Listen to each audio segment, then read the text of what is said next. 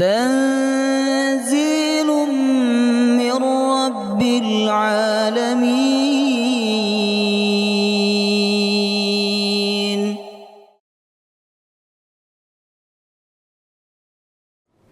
السلام عليكم ورحمة الله وبركاته.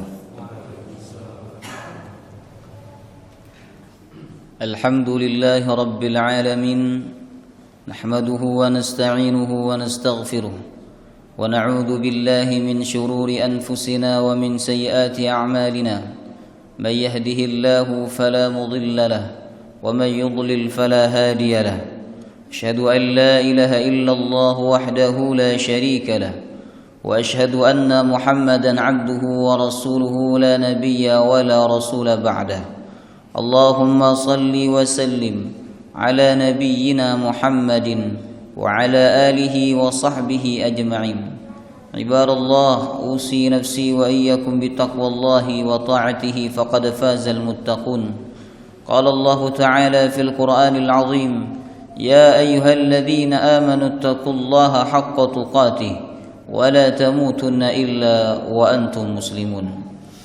Hadirin jamaah salat Jumat yang dirahmati oleh Allah, pada tahun 5 Hijriah, tepatnya setelah perang Bani Mustalik, sempat terjadi fitnah besar di kota Madinah Al-Munawwarah. Fitnah itu dibuat oleh orang-orang munafik yang diketuai oleh Abdullah bin Ubay bin Salul. Mereka menuduh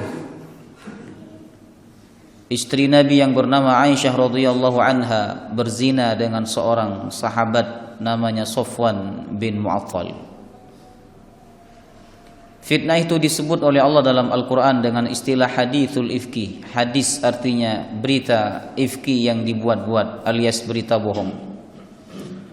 Fitnah itu berawal ketika Aisyah radhiyallahu anha tertinggal atau ditinggal oleh rombongan Rasulullah sallallahu alaihi wasallam. Setelah selesai perang Bani Mustalik, Rasulullah SAW pulang ke Madinah Al-Munawwarah. Di tengah perjalanan beliau sempat mampir di suatu tempat untuk istirahat. Kemudian saat istirahat, Aisyah radhiyallahu anha meminta izin kepada Rasulullah SAW untuk membuang hajat. Setelah selesai beliau dari hajatnya, maka Aisyah radhiyallahu anha kembali ke tempat perkumpulan. Ketika beliau kembali ke tempat perkumpulan, ternyata beliau merasa ada yang hilang. Maka beliau ngecek kalungnya, ternyata kalungnya hilang. Jamaah rahimakumullah, kalung peninggalan daripada ibundanya. Kemudian Aisyah pun segera kembali ke tempat semula tanpa memberitahu Rasulullah dan rombongan. Aisyah mengira bahwa beliau dapat menemukan kalung itu dalam waktu yang cepat. Ketika itu Aisyah radhiyallahu anha kembali ke tempat semula untuk mencari kalungnya. Dalam waktu yang cukup lama, beliau belum menemukan kalungnya.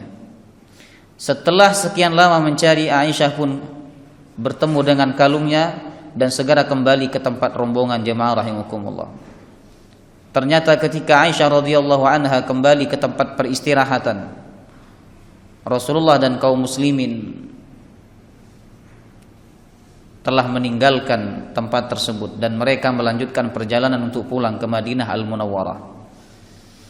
Karena Rasulullah SAW mengira bahwa Aisyah sudah berada di dalam tandu di atas onta. Kemudian jemaah rahimakumullah, Aisyah menunggu di tempat itu. Barangkali ada di antara rombongan yang sadar bahwa Aisyah tertinggal. Tapi qadarullah, Allah membuat tidak ada satupun di antara rombongan termasuk Rasulullah SAW yang sadar bahwa Aisyah tertinggal. Lamanya Aisyah menunggu di tempat tersebut membuat beliau capek. Akhirnya beliau tertidur. Qadarullah, ada seorang sahabat Nabi namanya Safwan bin Mu'attal. Sahabat ini memang dari awal tidak mengikuti rombongan. Jemaah rahimakumullah, dia telah meminta izin kepada Rasulullah SAW untuk tidak ikut rombongan karena ada suatu keperluan. Ketika sahabat ini pulang menuju Madinah, sahabat ini melihat ada bayangan hitam yang tergeletak. Sahabat ini yakin itu adalah manusia. Maka sahabat Safwan bin Mu'attal mendekati bayangan tersebut, ternyata betul manusia.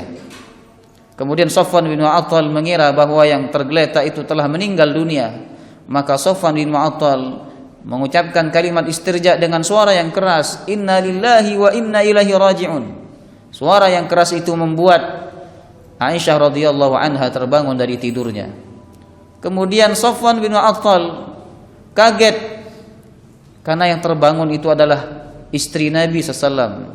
Kemudian Safwan bin Mu'attal mengucapkan kalimat takbir, Allahu Akbar, istri Rasulullah, istri Rasulullah. Kemudian tanpa banyak bertanya, Safwan bin Mu'attal mempersilahkan Aisyah untuk naik ke atas ontanya. Maka Safwan bin Mu'attal menuntun onta tersebut hingga tiba di kota Madinah Al-Munawwarah. Aisyah radhiyallahu anha bercerita dalam hadis riwayat Imam Al-Bukhari bahwa selama perjalanan Safwan bin Mu'attal betul-betul menjaga kehormatan Aisyah sebagai wanita muslimah dan sebagai istri Nabi SAW. Kata Aisyah radhiyallahu anha, Safwan bin Mu'attal tidak melihat wajahnya selama perjalanan, dan Safwan bin Mu'attal tidak pernah berbicara dengannya selama perjalanan. Tidak seperti laki-laki zaman sekarang yang bermudah-mudahan berbicara dengan wanita yang bukan mahramnya, bermudah-mudahan berdekat-dekatan dengan wanita yang bukan mahramnya, sehingga timbullah fitnah. Setelah mereka berdua tiba di Madinah Al-Munawwarah dalam keadaan berdua, saat itu Aisyah berada di atas onta sedangkan Safwan bin Mu'attal menuntun ontanya Aisyah radhiyallahu anha. Maka pemandangan itu dijadikan celah oleh orang-orang munafik. Mereka menuduh Aisyah telah berbuat serong atau berbuat zina dengan Safwan bin Mu'attal. Mereka sebarkan fitnah itu, tujuannya hanya satu, untuk menjatuhkan Nabi Muhammad dan menjatuhkan Islam, sehingga orang-orang tidak tertarik lagi kepada agama Islam. Begitulah orang-orang munafik. Mereka tidak boleh melihat celah. Apabila mereka melihat celah sedikit pun, mereka akan besar-besarkan celah itu dan mereka akan jatuhkan Islam dengan celah tersebut. Berita itu tidak bisa dibendung, jemaah rahimakumullah. Akhirnya membuat Madinah Al-Munawwarah saat itu heboh dengan berita viral yang telah dibuat-buat oleh orang-orang munafik. Saking kuatnya berita itu tersebar, membuat beberapa sahabat Nabi SAW percaya. Di antara sahabat yang percaya adalah keponakan Abu Bakar sendiri, yang bernama Mistah bin Utsatsah. Mistah bin Utsatsah, keponakan Abu Bakar, hidupnya dinafkahi oleh Abu Bakar As-Siddiq karena dia termasuk orang miskin. Tapi dia ikut percaya dengan berita itu, bahkan ikut menyebarkan. Padahal Aisyah adalah putri dari Abu Bakar As-Siddiq radhiyallahu anhu. Jemaah rahimakumullah, sedangkan Rasulullah saat itu dalam keadaan bingung. Beliau tidak memberikan keputusan karena beliau seorang nabi dan rasul, tidaklah memutuskan suatu perkara kecuali ada wahyu dari Allah Subhanahu wa taala. Beliau menunggu wahyu dari Allah, tapi Allah tidak menurunkan wahyu. Dalam 1 bulan lamanya wahyu tidak turun, jemaah rahimakumullah. Sehingga dalam waktu 1 bulan, orang yang paling sedih, orang yang paling susah, yang paling stres adalah Aisyah radhiyallahu anha, dan orang yang paling bingung adalah baginda Muhammad sallallahu alaihi wasallam. Setelah 1 bulan lewat, Allah Subhanahu wa taala menurunkan surah An-Nur. An-Nur ayat 11 sampai ayat 21. Dalam ayat itu Allah Subhanahu wa taala menyebut bahwa berita tersebut berita yang bohong, dan Allah membela kesucian Aisyah radhiyallahu anha. Kemudian ayat itu dibacakan oleh Rasulullah di hadapan para sahabatnya. Setelah itu Rasulullah SAW menjatuhkan hukuman qadzaf, tuduhan berzina, kepada sahabat yang terlibat dalam berita tersebut. Di antara yang kena hukuman qadzaf dicambuk sebanyak 80 kali adalah sahabat Mistah bin Utsatsah, keponakan Abu Bakar As-Siddiq radhiyallahu anhu. Ketika Abu Bakar As-Siddiq radhiyallahu anhu mengetahui bahwa Mistah terlibat dalam berita tersebut, bahkan dia dicambuk karena dia percaya dan ikut menyebarkan berita tersebut, maka Abu Bakar marah, kesal, jengkel kepada Mistah bin Utsatsah. Kemudian Abu Bakar As-Siddiq radhiyallahu anhu bersumpah, wallahi la unfiku ala Mistah syai'an abadan. Demi Allah, aku tidak akan menafkahi Mistah sedikit pun selama-lamanya. Abu Bakar langsung mencabut nafkah kepada Mistah selama-lamanya.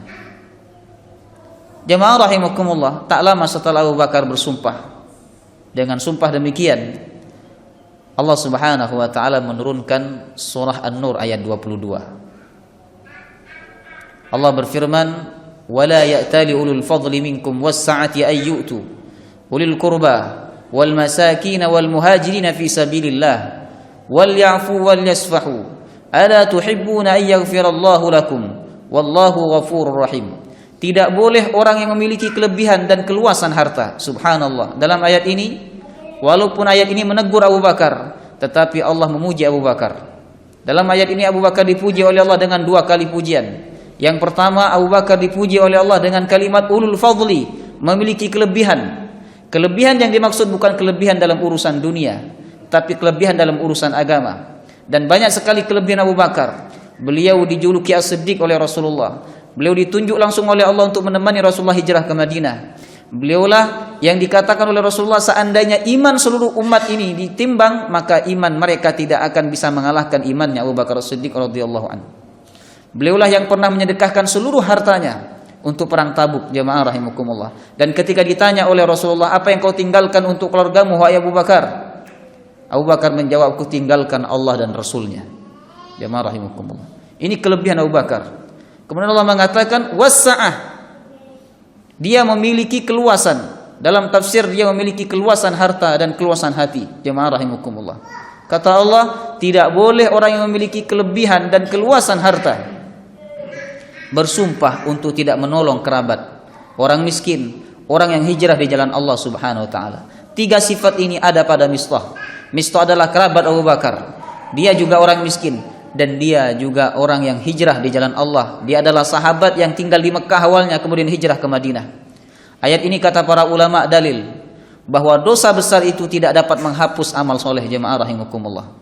Karena walaupun Mistah telah melakukan dosa besar, dia menuduh Aisyah berzina, tetapi Allah tetap menganggap Mistah sebagai al-muhajir, orang yang hijrah di jalan Allah Subhanahu wa taala. Kemudian Allah melanjutkan firman-Nya, wal ya'fu wal yasfahu, maafkanlah, wal yasfahu, dan lupakanlah kesalahannya Mistah itu wahai Abu Bakar.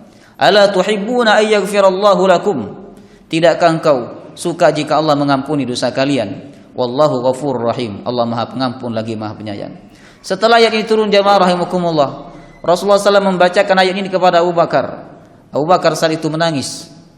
Ketika beliau menangis, beliau bertanya kepada Rasulullah, ya Rasulullah, apakah dosaku akan diampuni oleh Allah jika aku memaafkan Mistah? Kata Rasulullah, tentu hai Abu Bakar. Kemudian Abu Bakar berkata kepada Rasulullah, wahai Rasulullah, aku akan mencabut sumpahku yang pertama dan aku membuat sumpah yang baru. Saksikanlah, demi Allah aku akan menafkahi Mistah selama-lamanya selagi aku masih hidup. Jemaah rahimakumullah, dari kisah ini ada satu pelajaran penting bagi kita semua, bahwa memaafkan itu jauh lebih baik daripada kita menyimpan dendam. Memaafkan adalah sunnahnya para nabi dan para rasul. Ingat kisah Nabi Yusuf alaihissalam. Adakah orang yang kesalahannya kepada kita seperti kesalahan saudara Nabi Yusuf kepada Nabi Yusuf? Tidak ada, jemaah rahimahullah. Saudara Nabi Yusuf, 10 orang saudara Nabi Yusuf yang dengki kepada Nabi Yusuf, mengucilkan Nabi Yusuf, memasukkan Nabi Yusuf ke dalam sumur. Kemudian Nabi Yusuf diambil oleh musafir. Lalu setelah itu dijual, dibawa ke Mesir, menjadi seorang budak. Setelah menjadi budak, beliau difitnah berzina, difitnah berbuat cabul, jemaah rahimakumullah. Lalu beliau masuk penjara selama 10 tahun. Setelah keluar dari penjara, beliau menjadi kepercayaan raja. Akhirnya beliau saat itu menjadi menteri ketahanan pangan di Mesir. 10 saudaranya datang. Ketika mereka 10 orang ini sadar bahwa yang berkuasa itu adalah Nabi Yusuf alaihissalam, mereka menangis. Mereka meminta maaf kepada Nabi Yusuf alaihissalam. Seandainya kita berada di posisi Nabi Yusuf, apakah kita akan memaafkan 10 orang itu? Mungkin iya, tapi berat, jemaah rahimakumullah. Tetapi Nabi Yusuf alaihissalam saat itu berkata, la tathriba alaikumul yaum yaghfirullahu lakum wa huwa arhamur rahimin. Tidak ada dendam, tidak ada siksaan, tidak ada celaan atas kalian hari ini. Yaghfirullahu lakum, semoga Allah mengampuni dosa kalian. Wa huwa arhamur rahimin, Allah Maha Sayang. Kalimat yang jarang sekali keluar dari hati orang, dari lisan orang yang pernah disakiti. dari lisan orang yang pernah dizalimi. Jemaah rahimakumullah. Kalimat yang sama juga pernah keluar dari lisan Nabi Muhammad SAW ketika beliau menguasai kota Mekah saat Fathu Mekah.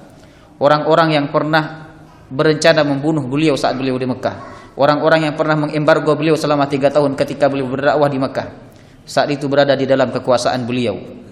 Kemudian beliau berkata kepada mereka, "Wahai orang-orang Quraisy, menurut kalian apakah yang akan kulakukan untuk kalian?"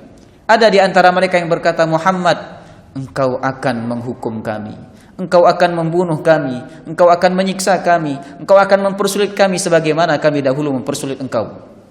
Tapi apa jawaban Rasulullah, jemaah rahimakumullah? Jawaban yang jarang sekali keluar dari lisan orang yang pernah dizalimi. Kata Rasulullah, "Intaliku idhabu fa antumut tulaqa." Pergilah kalian, kalian semua bebas. Inilah sunnah para nabi dan para rasul. Tidak menyimpan dendam, tidak menyimpan marah, tidak menyimpan benci, dengki kepada apapun dan kepada siapapun. Maka jemaah rahimakumullah, semoga Allah Subhanahu wa taala melapangkan hati kita semua sehingga kita mudah memaafkan kesalahan orang lain dan kita tidak menyimpan benci, dendam, dengki, marah kepada siapapun. Amin ya rabbal alamin. A'udzu billahi minasyaitonir rajim. Bismillahirrahmanirrahim. Wal 'asri innal insana lafi khusrin illa alladziina aamanu wa 'amilus shalihaat wa tawassaw bil haqqi wa tawassaw bis sabr. Barakallahu li wa lakum fil Qur'anil 'azim wa nafa'ani wa iyyakum bima fihi dzikril hakim wa taqabbala minni wa minkum tilawatahu innahu huwas samii'ul 'aliim. Alhamdulillahi rabbil 'alamin alladzi rafa'a bidzikri qadara adh-dhakirin ورفع بالتقوى مقامات المتقين وأفاض أنور الهداية على قلوب المهتدين. أشهد أن لا إله إلا الله وحده لا شريك له وأشهد أن محمدا عبده ورسوله لا نبي ولا رسول بعده. اللهم صل وسلم على نبينا محمد وعلى آله وصحبه أجمعين. عباد الله، أوصي نفسي وإياكم بتقوى الله وطاعته فقد فاز المتقون. قال الله تعالى في القرآن العظيم: يا أيها الذين آمنوا اتقوا الله وقولوا قولا سديدا يصلح لكم أعمالكم ويغفر لكم ذنوبكم ومن يطع الله ورسوله فقد فاز فوزا عظيما. واعلموا أن الله أمركم بأمر بدأ فيه بنفسه وثنى بملائكة قدسه فقال تعالى: ولم يزل قائلا عليما مخبرا وآمرا إن الله وملائكته يصلون على النبي يا أيها الذين آمنوا صلوا عليه وسلموا تسليما. اللهم صل على محمد وعلى آل سيدنا محمد كما صليت على إبراهيم وعلى آل إبراهيم في العالمين إنك حميد مجيد. اللهم اغفر للمسلمين والمسلمات والمؤمنين والمؤمنات الأحياء منهم الأموات. اللهم سلمنا والمسلمين وعافنا والمسلمين وقنا وإياهم من شر مصائب الدنيا والدين. ربنا آتنا في الدنيا حسنة وفي الآخرة حسنة وقنا عذاب النار. صلى الله على نبينا محمد وعلى آله وصحبه وسلم والحمد لله رب العالمين. أقم الصلاة.